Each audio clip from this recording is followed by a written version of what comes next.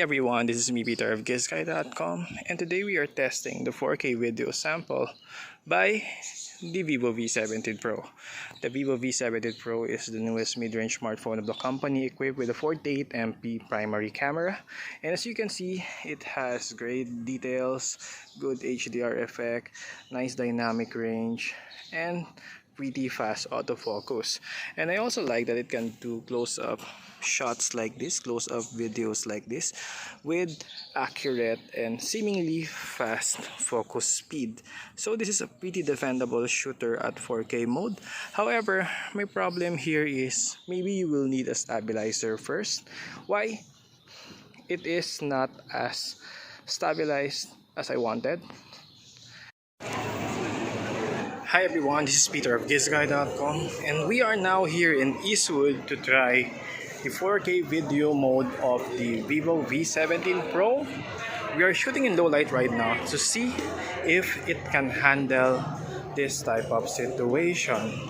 And as you can see, I'm quite impressed that my shot is still a bit detailed and it handles exposure quite well.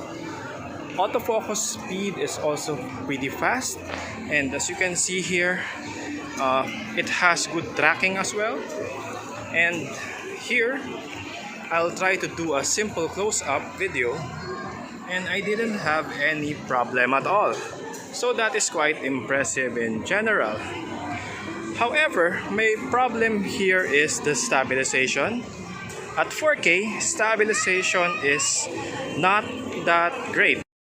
Now, we also noticed that we can shoot at 1080p 60 fps using the 1080p mode of the Vivo V17 Pro, and that is quite impressive as the frame rate is smoother, although the detail is obviously not as crisp as the 4K mode.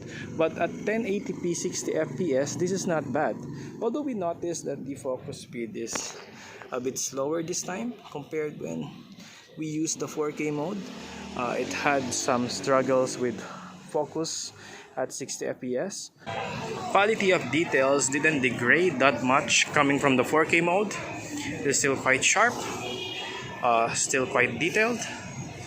Even here in low light, noise is not that evident, and I also like that it has pretty fast focus speed and it can do close-up videos like this, and that is quite impressive in general.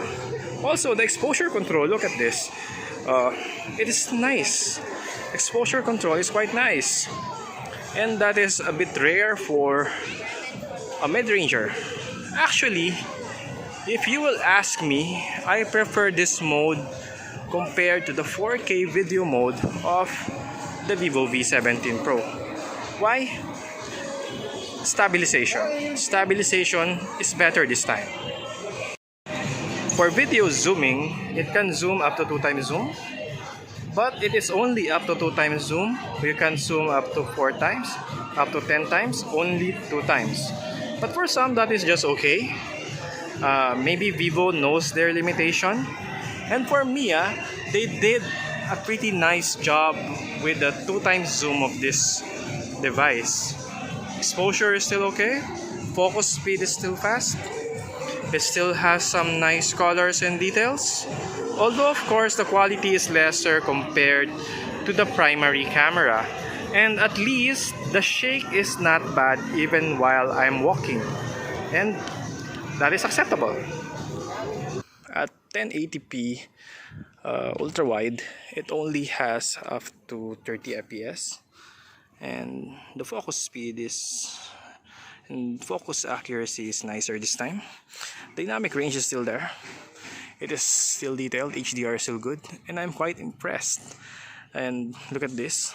Distortion is not that bad, and it still has some sort of stabilization even while I'm walking. Let's try to do some running.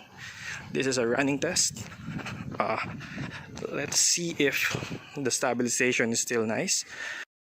For selfies, it has a 32MP primary shooter paired with an 8MP ultra-wide camera.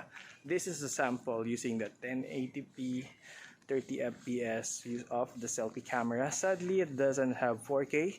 Sadly, it doesn't have 60 fps. You get 1080p at 30 fps, and the quality is quite nice. As we all know, Vivo selfie cameras are usually great for selfies, and this is no exception. Look,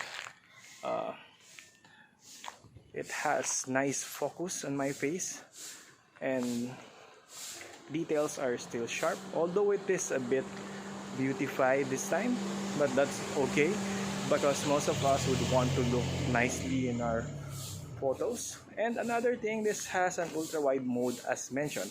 Let's switch to that mode now. This is nice. This is one of the few phones with an ultra wide camera. This is a rarity nowadays. Not all camera phones have a secondary camera for selfies, for ultra wide mode, and this is one of them. So this could be great for those vloggers, and its stabilization is quite nice. It can let you fit more people in, and the focus is not bad actually. So that's it. That is the video samples that we took using the Vivo V17 Pro.